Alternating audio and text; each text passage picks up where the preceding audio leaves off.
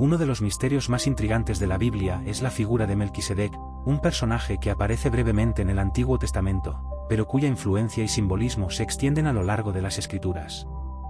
Melquisedec es mencionado en el libro del Génesis, donde se le describe como rey de Salem y sacerdote del Dios Altísimo. La brevedad de su aparición, junto con su título y función, ha suscitado mucho interés y especulación a lo largo de los siglos.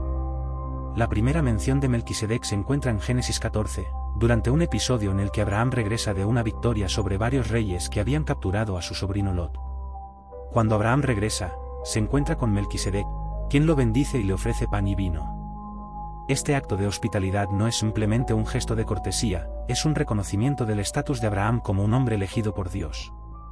La bendición de Melquisedec no solo eleva a Abraham, sino que también establece a Melquisedec como una figura clave en la narrativa de la redención.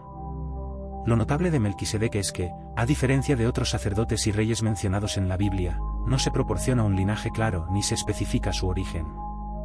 No se menciona a su padre ni a su madre, lo que ha llevado a muchos estudiosos y teólogos a especular sobre su naturaleza.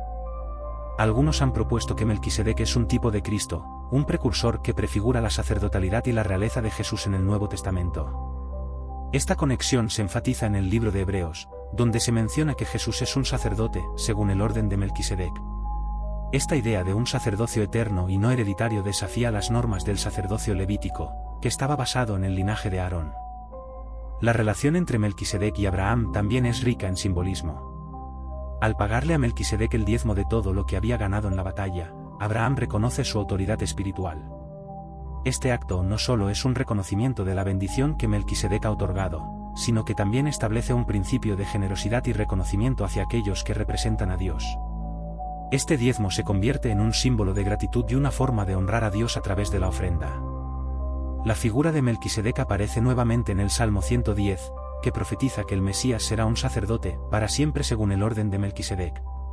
Este salmo es fundamental para la comprensión cristiana del Mesías, ya que conecta la realeza y la sacerdotalidad en la figura de Jesús.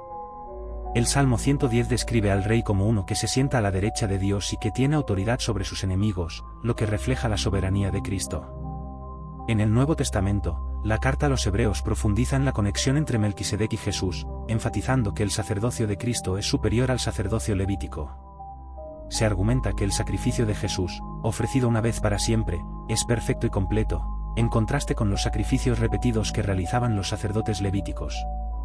Al presentar a Jesús como un sacerdote según el orden de Melquisedec, el autor de Hebreos establece una conexión directa entre la antigua ley y la nueva alianza. La figura de Melquisedec también ha sido interpretada de varias maneras a lo largo de la historia del pensamiento cristiano. Algunos lo han visto como un ángel, un ser celestial que aparece en forma humana. Otros lo consideran una figura mítica o simbólica, que representa un ideal de sacerdocio que trasciende las limitaciones humanas. Este aire de misterio ha llevado a múltiples interpretaciones y reflexiones a lo largo de los siglos. La importancia de Melquisedec radica no solo en su breve aparición en el relato de Abraham, sino también en la profundidad de su simbolismo y en cómo su figura conecta el Antiguo y el Nuevo Testamento. Su sacerdocio eterno y su conexión con la realeza son temas que resuenan en la fe cristiana, ofreciendo una comprensión más rica del papel de Jesús como nuestro sumo sacerdote. En resumen, Melquisedec es un misterio que nos invita a reflexionar sobre la naturaleza de la fe, el sacerdocio y la relación entre Dios y la humanidad. Su historia, aunque breve, está llena de significados que siguen inspirando la espiritualidad y la teología hasta el día de hoy. La figura de Melquisedec nos recuerda que, a lo largo de la Biblia, hay capas de significado que invitan a una exploración más profunda y a una apreciación de cómo la historia de la redención se despliega en diferentes contextos y a través de diversas figuras. Uno de los relatos más fascinantes y enigmáticos de la Biblia es el episodio de la visión de Ezequiel, específicamente en el capítulo 1 del libro de Ezequiel. Este pasaje describe una experiencia mística que Ezequiel, un profeta y sacerdote hebreo, tuvo mientras estaba cautivo en Babilonia. La visión no solo es extraordinaria en su contenido, sino que también plantea preguntas sobre la naturaleza de lo divino, la relación entre Dios y la humanidad, y la comprensión de lo que significa ser un profeta. Ezequiel inicia su relato describiendo cómo, en el 30º año, en el 4º mes, en el 5º día del mes, mientras estaba entre los cautivos junto al río Quebar, los cielos se abrieron y tuvo una visión de Dios. Este contexto es importante, ya que marca un tiempo de crisis para el pueblo de Israel. La nación se encuentra en el exilio, lejos de su tierra y su templo, lo que representa un momento de gran desolación y desesperanza. Sin embargo, es en este contexto de sufrimiento donde Dios se manifiesta a Ezequiel de una manera impactante y poderosa. La visión comienza con una descripción de 4 seres vivientes, cada uno con 4 caras y 4 alas. Las caras representan a un hombre, un león, un buey y un águila, simbolizando diferentes aspectos de la creación. Estos seres son descritos con detalles vívidos, tienen pies como de becerro, su apariencia es resplandeciente, y se mueven con una rapidez extraordinaria. La complejidad de esta descripción ha llevado a muchos estudiosos a intentar interpretar su significado, sugiriendo que podrían simbolizar la majestad y el poder de Dios, así como su conexión con la creación. Junto a estos seres vivientes, Ezequiel también ve ruedas que se mueven junto a ellos, con una apariencia asombrosamente compleja y un sonido similar al de muchas aguas. Las ruedas son descritas como una rueda dentro de otra rueda, lo que ha generado una variedad de interpretaciones. Algunos teólogos sugieren que esta imagen representa la omnipresencia de Dios, que está presente en todos los lugares y en todas las situaciones. La visión de las ruedas también puede simbolizar la interconexión entre el cielo y la tierra, entre lo divino y lo humano. El aspecto más impactante de la visión es la gloria de Dios. Ezequiel describe un resplandor que rodea a los seres vivientes y a las ruedas, que se asemeja al brillo de un metal precioso. En el centro de esta manifestación se encuentra un trono, y sobre el trono está una figura que Ezequiel describe como una apariencia humana, rodeada de fuego y luz. Esta imagen de Dios es compleja y difícil de comprender, pero sugiere que, aunque Dios es inalcanzable y trascendente, también se manifiesta de manera cercana y accesible. La visión de Ezequiel ha sido objeto de muchas interpretaciones a lo largo de los siglos. Algunos la ven como una representación literal de la gloria de Dios, mientras que otros la interpretan como un símbolo de la relación entre Dios y su pueblo. La forma en que Ezequiel es llamado a ser profeta tras esta experiencia es significativa. Dios le da un mandato de advertir a su pueblo y transmitir sus mensajes, lo que refuerza la idea de que las visiones divinas están destinadas a tener un propósito en la vida de quienes las reciben. Además, la visión de Ezequiel ha sido relevante en el contexto de la teología judía y cristiana. En el judaísmo, se considera una manifestación del Shekinah, la presencia de Dios en el mundo. Para los cristianos, esta visión ha sido vinculada a la revelación de Cristo, quien también es visto como el medio a través del cual Dios se hace presente en la historia humana. Ezequiel, al igual que otros profetas, actúa como un intermediario entre lo divino y lo humano, llevando el mensaje de Dios a su pueblo. La visión de Ezequiel también tiene un aspecto escatológico. En otros capítulos del libro, Ezequiel describe la restauración de Israel y el futuro glorioso del pueblo de Dios. Esta visión de esperanza resuena a lo largo de las Escrituras, donde la presencia de Dios promete redención y renovación, incluso en medio del sufrimiento y el exilio. En conclusión, la visión de Ezequiel es un relato multifacético que ofrece una rica variedad de significados e interpretaciones. Nos invita a reflexionar sobre la naturaleza de Dios, la función del profeta y la relación entre lo divino y lo humano. A través de esta experiencia mística, Ezequiel se convierte en un testigo de la gloria de Dios, y su mensaje sigue siendo relevante para aquellos que buscan comprender su lugar en la historia de la salvación. La complejidad y profundidad de la visión desafían nuestra comprensión y nos llaman a un encuentro más profundo con lo divino. Un tema fascinante y enigmático en la Biblia es el misterio de la relación entre el tiempo y la eternidad, especialmente en el contexto de los conceptos de Kairos y Chronos. En la tradición bíblica, el tiempo no es visto simplemente como una medida lineal de segundos, minutos y horas, como lo entendemos en nuestra vida cotidiana. Más bien, el tiempo tiene una dimensión espiritual y teológica que impacta la relación entre Dios y la humanidad, y cómo vivimos nuestras vidas en esta realidad temporal. El término Chronos se refiere al tiempo cronológico o secuencial. Este es el tiempo que medimos con relojes y calendarios, el tiempo que avanza de manera uniforme y predecible. Es el tiempo que utilizamos para organizar nuestras vidas, cumplir con nuestros deberes diarios, y establecer planes a corto y largo plazo. Sin embargo, en la Biblia, Chronos a menudo se presenta como un tiempo limitado, marcado por la mortalidad y las restricciones humanas. La existencia en Chronos es finita, y por lo tanto, está sujeta a la impermanencia y el cambio. Por otro lado, el término Kairos se refiere a un tiempo más cualitativo, un momento de significado especial, un tiempo de oportunidad. En griego, Kairos implica un sentido de plenitud o un momento decisivo en el que algo importante puede ocurrir. Este es el tiempo en el que Dios actúa, un tiempo que puede romper la secuencia del Chronos. En el Nuevo Testamento, por ejemplo, se menciona que ha llegado el tiempo cuando Jesús inicia su ministerio, señalando un cambio en la historia de la salvación. Este Kairos no está determinado por el reloj, sino por la intervención divina y la necesidad humana. Una de las ilustraciones más poderosas de la distinción entre estos dos conceptos se encuentra en el libro de Eclesiastés, donde se dice que todo tiene su tiempo, Eclesiastés 3, 1-8. Este pasaje describe una serie de opuestos: hay un tiempo para nacer y un tiempo para morir, un tiempo para plantar y un tiempo para cosechar, un tiempo para llorar y un tiempo para reír. Este texto refleja la naturaleza cíclica del Chronos y nos recuerda que nuestras vidas están llenas de diferentes estaciones y experiencias. Sin embargo, también invita a la reflexión sobre cómo podemos reconocer y responder a los momentos de Kairos en nuestras vidas. La relación entre Chronos y Kairos se hace aún más evidente en el ministerio de Jesús. En varias ocasiones, él habla de la llegada del reino de Dios, un evento que trasciende el tiempo cronológico. Los milagros y enseñanzas de Jesús a menudo se presentan como intervenciones divinas que ocurren en el contexto de Kairos. Por ejemplo, cuando Jesús calma la tormenta, no solo está demostrando su autoridad sobre la naturaleza, sino que está actuando en un momento crítico para sus discípulos, convirtiendo un tiempo de miedo y duda en un tiempo de fe y reconocimiento de su divinidad. La crucifixión y resurrección de Jesús son también eventos que encarnan el concepto de Kairos.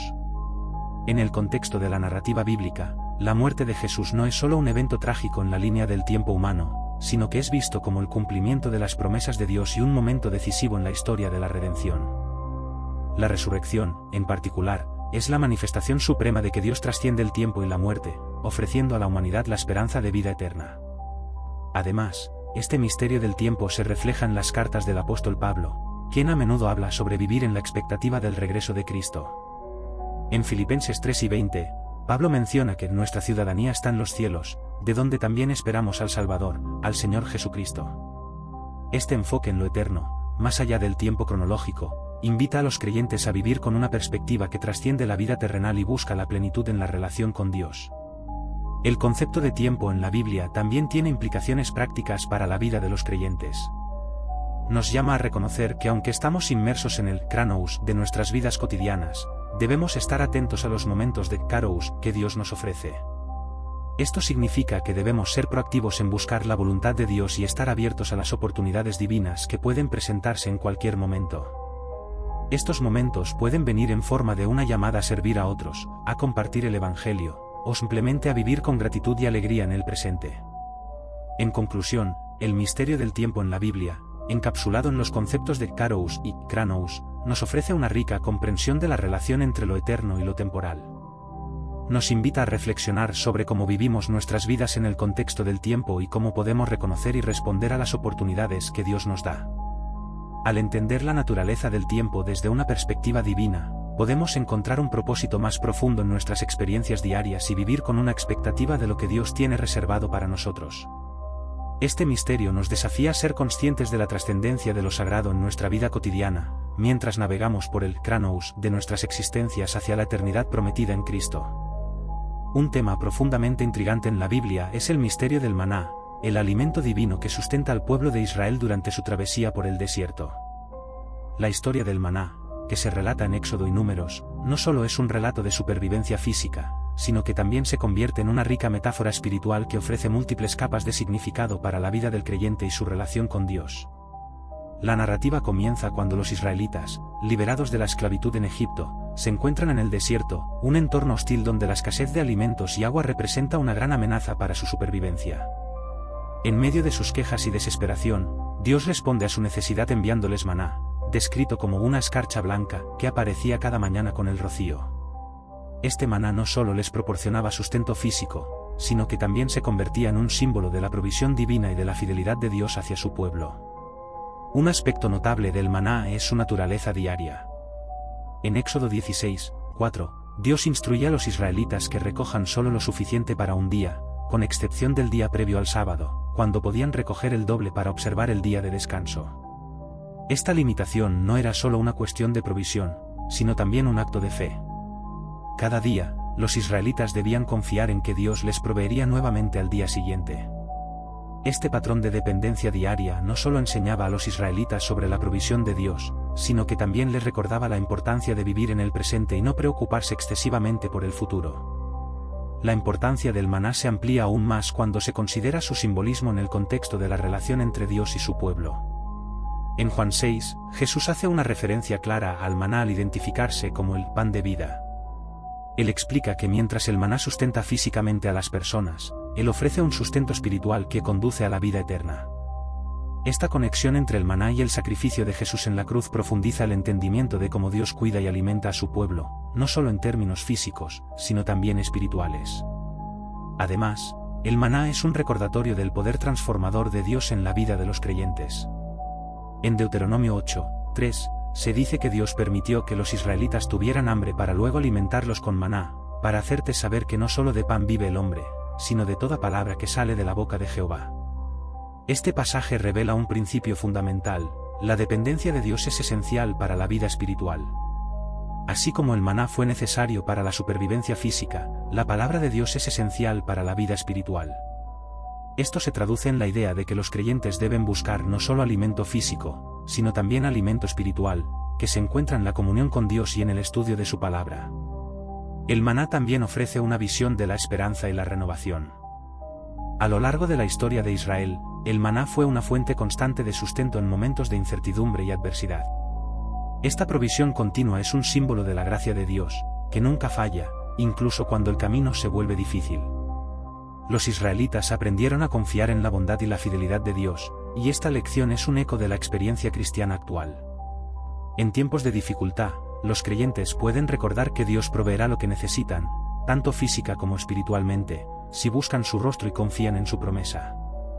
Finalmente, el maná también tiene implicaciones escatológicas. En Apocalipsis 2:17, se menciona que al vencedor se le dará un maná escondido, un alimento espiritual que simboliza la comunión eterna con Dios en el reino celestial. Esta referencia conecta la experiencia temporal del maná en el desierto con la esperanza futura de la vida eterna, donde la provisión de Dios será completa y perfecta.